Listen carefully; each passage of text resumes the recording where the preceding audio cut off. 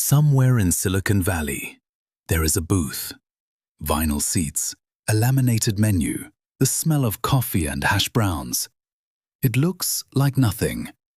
But in 1993, 3 engineers sat here with no funding, no company name, and no idea whether what they were about to build would work.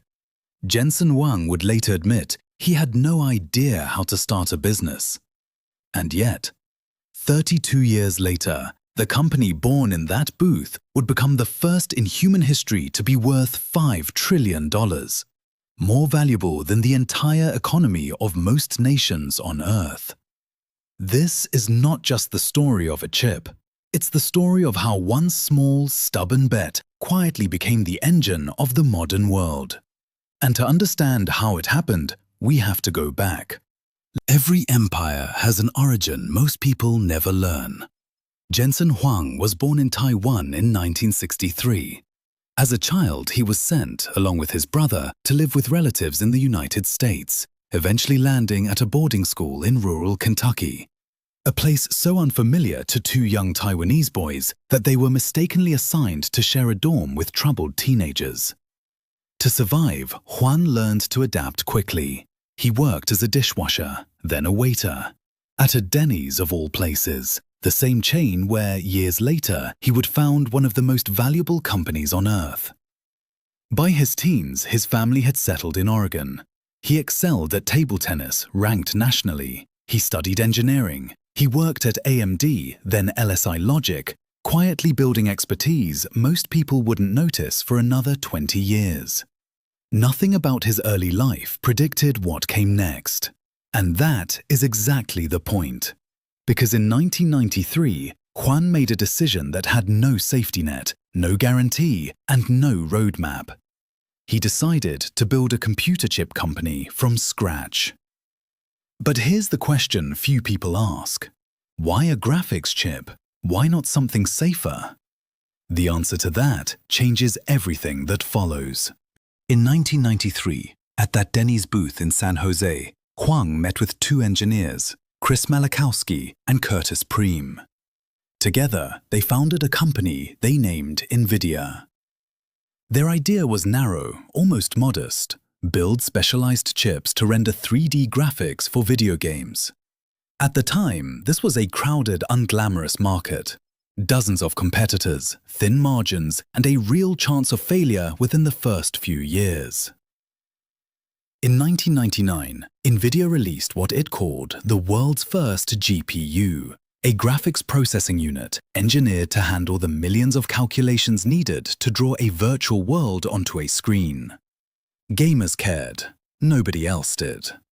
For over a decade, that's all Nvidia was allowed to be, in the eyes of Wall Street, a video game hardware company, profitable but niche. But buried inside the architecture of that gaming chip was a mathematical property almost nobody outside a small circle of researchers had noticed. GPUs weren't just good at drawing graphics, they were extraordinarily good at doing thousands of simple calculations, all at once, in parallel. And there was one emerging field that needed exactly that kind of computing power. It didn't have a name yet that the public would recognize. Today we call it artificial intelligence. For nearly 2 decades, Nvidia lived a double life. To the public, it was still a gaming company, competing fiercely for market share in graphics cards. But inside the company, engineers were building something else entirely. A software platform called CUDA, released in 2006, that allowed Nvidia's chips to be reprogrammed for general-purpose computing, not just graphics. Almost no one used it.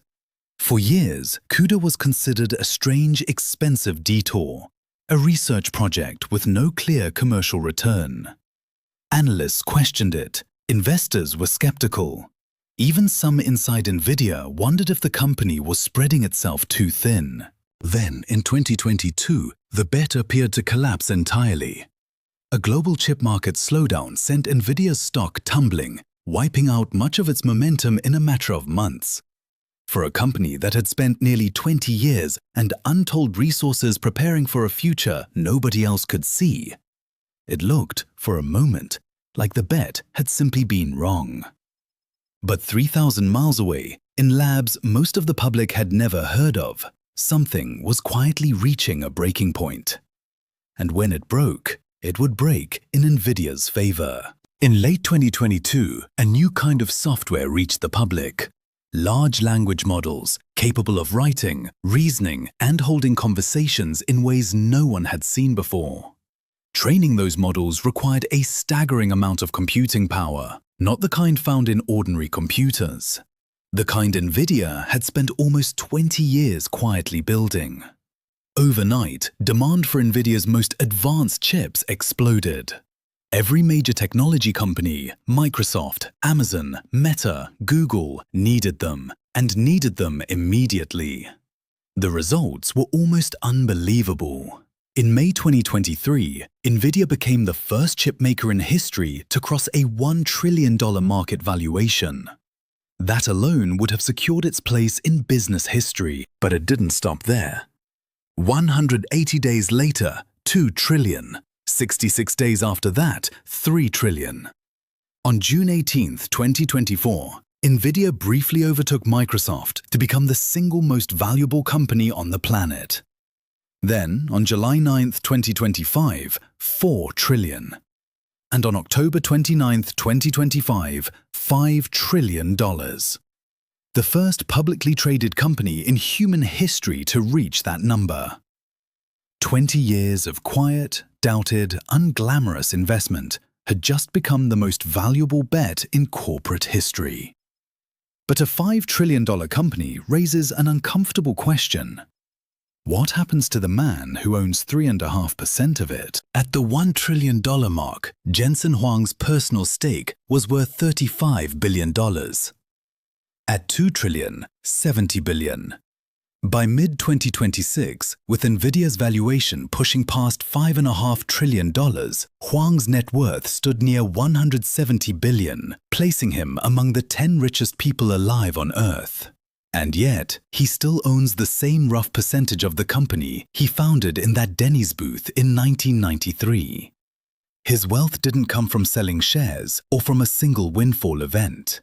It came from holding on through the doubted years, the slow years, the years the market called Nvidia a niche gaming company with an expensive, pointless side project. Today, Nvidia's chips sit inside nearly every major AI model, every advanced data center, every supercomputer being built by the world's largest technology companies.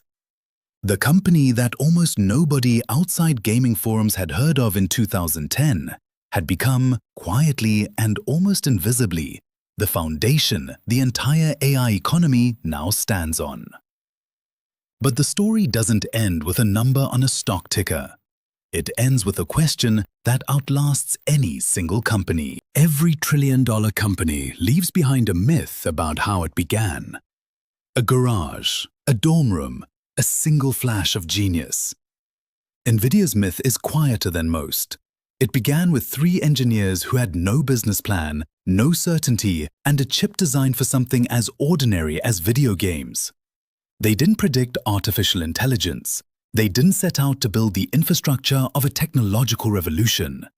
They simply built something well enough and stubbornly enough that when the world finally needed exactly what they had spent 20 years perfecting, it was already sitting there, waiting. The lesson isn't really about chips, or even about artificial intelligence. It's about what happens when patient, unglamorous work quietly outlasts the doubt surrounding it.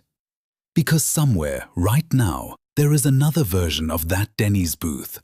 Another idea being dismissed as too narrow, too risky, too early.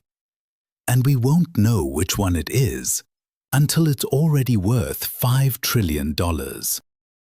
Thanks for watching Wealth Chronology. See you in the next video.